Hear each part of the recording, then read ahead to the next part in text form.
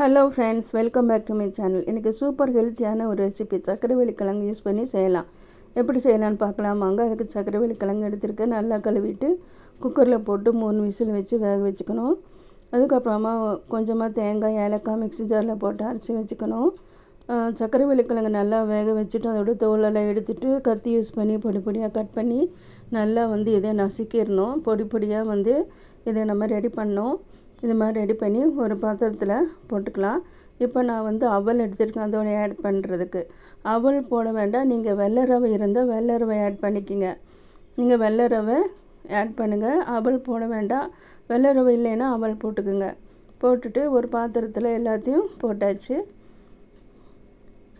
அதுக்கப்புறமா இனிப்புக்காக நான் நாட்டு சர்க்கரை போட்டிருக்கேன். நீங்கள் நாட்டு சர்க்கரை வேண்டாம் அப்படின்னா வெள்ளை சர்க்கரை, வெல்லம், கருப்பட்டி, பனை வெல்லம் அது மாதிரி நீங்கள் யூஸ் பண்ணிக்கலாம். கொஞ்சமாக தண்ணி ஊற்றி எல்லாத்தையும் மிக்ஸ் பண்ணிக்கலாம். நீங்கள் தண்ணிக்கு பதிலாக பாக்கெட் பால் காய்ச்சி ஊற்றிக்கலாம். இல்லை வேண்டாம் அப்படின்னா தேங்காய் பால் ரொம்ப டேஸ்ட்டாக இருக்கும். அது மாதிரி நீங்கள் ஊற்றி மிக்ஸ் பண்ணிக்கோங்க.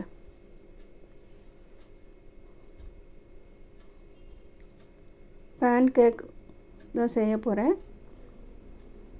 பேன் கேக்கும் நான் பணியாரமும் நான் செஞ்சேன். இந்த மாவில் ரொம்ப சூப்பராக வந்துச்சு. நல்லா மிக்ஸ் பண்ணிவிட்டு ஒரு 10 நிமிஷம் நல்லா ஊறட்டும். 10 நிமிஷம் நல்லா ஊறணும். இது நல்லா இருக்குங்க டேஸ்ட்டாக. வெறும் சக்கரவள்ளி கிழங்கையே வேக வச்சு கையில் கொடுத்தா நிறைய பேர்த்துக்கு பிடிக்காது, சாப்பிட மாட்டாங்க. ஆனால் இது மாதிரி நீங்கள் செஞ்சு கொடுங்க, ரொம்ப சூப்பராக இருக்கும். ஒரு கரண்டி மட்டும் ஊற்றி இந்த பேன் கேக் செய்யணும். ஸ்டவ் பற்றி வச்சு ஒரு தோசைக்கல் வச்சுக்கோங்க. ஒரே ஒரு கரண்டி ஊற்றி அடை மாதிரி தான் ஊற்றணும், மெலிசாக ஊற்ற முடியாது. வெந்ததும் நல்லா திருப்பி போட்டுருங்க. சூப்பர் டேஸ்ட்டாக இருக்குங்க. அதுக்கப்புறமா நான் பணியாரக்கல் யூஸ் பண்ணி பணியாரம் ஊற்றினேன். அதுவும் ரொம்ப சூப்பராக இருந்துச்சு, டேஸ்ட்டாக இருந்துச்சு. இது மாதிரி குட்டி பசங்களுக்கு பணியாரம் ஊற்றி கொடுங்க. பெரியவங்களாக இருந்தாங்கன்னா இது மாதிரி பேன் கேக் நீங்கள் செஞ்சு கொடுக்கலாம். ரொம்ப சூப்பராக இருக்குங்க. சாயந்தரம் ஸ்நாக்ஸுக்கு செஞ்சு கொடுக்கலாம், இல்லைன்னா காலையில் டிஃபனுக்கு செஞ்சு கொடுக்கலாம், நைட்டு டின்னருக்கு செஞ்சு கொடுக்கலாம். ரொம்ப சூப்பராக இருக்கும். நான் இப்போ ஸ்டவ் பற்றி வச்சு பணியாரக்கல் வச்சு எண்ணெய் தடவி அதில் நான் கொஞ்சம் கொஞ்சமாக ஊற்றிருக்கேன். பாதிக்கு மாவு ஊற்றினா போதும். நீங்கள் எண்ணெய் வேண்டாம் அப்படின்னா நீங்கள் நெய் யூஸ் பண்ணிக்கலாம். இப்போ ஊற்றியாச்சு. ஒரு மூடி போட்டு மூடிடலாம். நல்லா வெந்துட்டுருக்கு பாருங்கள். இப்போ ஒவ்வொன்றையும் திருப்பி விட்டுடலாம். நல்லா சூப்பராக இருக்குங்க. நீங்கள் வெறும் சக்கரவள்ளி கிழங்கு நீங்கள் கொடுத்தீங்கன்னா சாப்பிட மாட்டாங்க.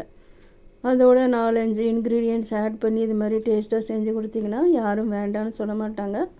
பாருங்கள், சூப்பரான பணியாரம் ரெடி ஆயிடுச்சு. ரொம்ப சூப்பராக இருக்கும், டேஸ்ட்டாக இருக்குங்க. நீங்கள் மிஸ் பண்ணாமல் இந்த ரெசிபி நீங்கள் செய்யுங்க. உங்களோட ஃப்ரெண்ட்ஸ் அண்ட் ரிலேட்டிவ்ஸ்க்கு நீங்கள் ஷேர் பண்ணுங்கள். மறக்காமல் இந்த வீடியோவுக்கு ஒரு லைக் கொடுங்க. பாருங்கள், ஒன்று எடுத்து பார்க்கலாம். நல்லா கிறிஸ்பியாக இருக்குங்க. உள்ளே சாஃப்டாக இருக்கும், வெளியே கிறிஸ்பியாக இருக்கும். சாப்பிட்றதுக்கு அவ்வளோ டேஸ்ட்டாக இருக்கும். அவ்வளோதாங்க, சூப்பரான பேன் கேக்கும் பணியாரமும் செஞ்சாச்சு. இந்த ரெசிபியை மிஸ் பண்ணாமல் நீங்கள் செய்யுங்க. உங்களுக்கு பிடிச்சிருந்துச்சுன்னா ஃப்ரெண்ட்ஸ் அண்ட் ரிலேட்டிவ்ஸோடு ஷேர் பண்ணுங்கள். அதிகமாக ஷேர் பண்ணுங்கள், மறந்துடாதீங்க. இந்த மாதிரி குட்டி பசங்களுக்கு செஞ்சு ஒரு பவுலில் போட்டு கொடுங்க. சக்கரவள்ளி கிழங்குல செஞ்சதுன்னு சொல்லாமல் இது கொடுங்க.